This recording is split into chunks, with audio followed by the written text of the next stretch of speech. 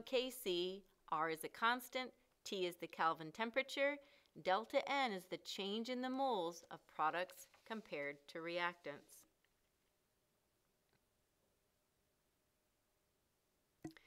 So here we're looking at 2 gaseous moles of products, 3 gaseous moles of reactants, so delta N will be -1 for us.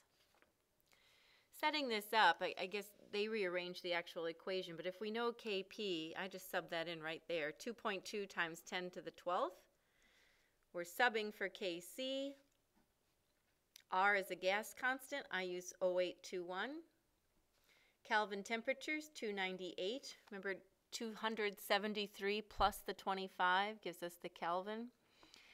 2 gaseous moles of product minus 3 gaseous moles of reactant. 2 minus 3 is our delta N. And we're just rearranging that equation to pull out for Kc. So by itself, Kc can be found by hitting R times T.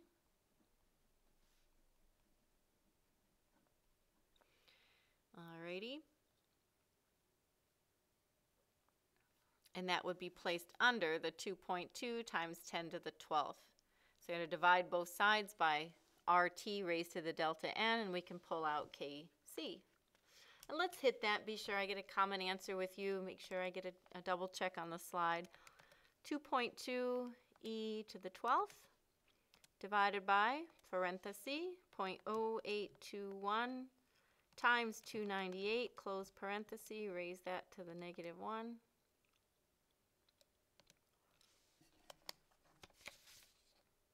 Yep. I got 5.38. They rounded to 5.4 times 10 to the 13th power. Alrighty. Again, no unit, but it's a very large number, definitely favoring the product side. So we just converted a Kp into a Kc. Again, repeating, the relationship Kp is Kc times RT raised to the delta N. Products minus reactants of gaseous moles is the delta N.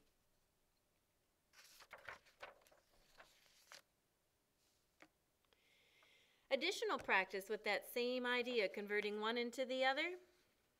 Taking a look at the first example. Calculate the value of Kp or Kc at 27 degrees Celsius. First example gave us Kc of an equation. Kc times R times T raised to the delta N.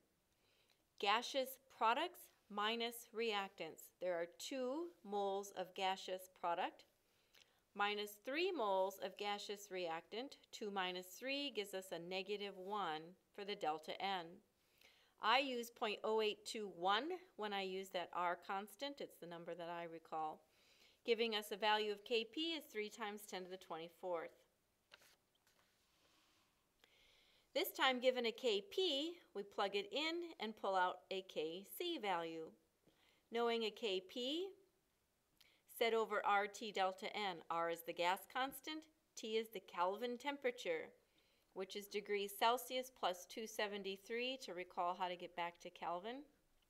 This time when we hit products minus reactants of gaseous moles, 2 minus 3 again gives us a -1 for delta N, and quite a small number favoring the left side of our equilibrium, the reactants.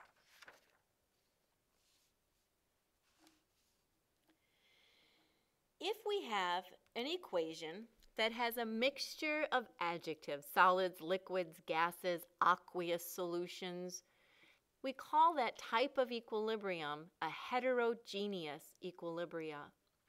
Hetero means different. So we have different phases of matter, solids, liquids, gases, aqueous, all within the same equation. Pure solids and pure liquids are materials whose concentration doesn't change during the course of a reaction. Its amount can change, but the amount of it in solution doesn't. Think about it. The term molarity means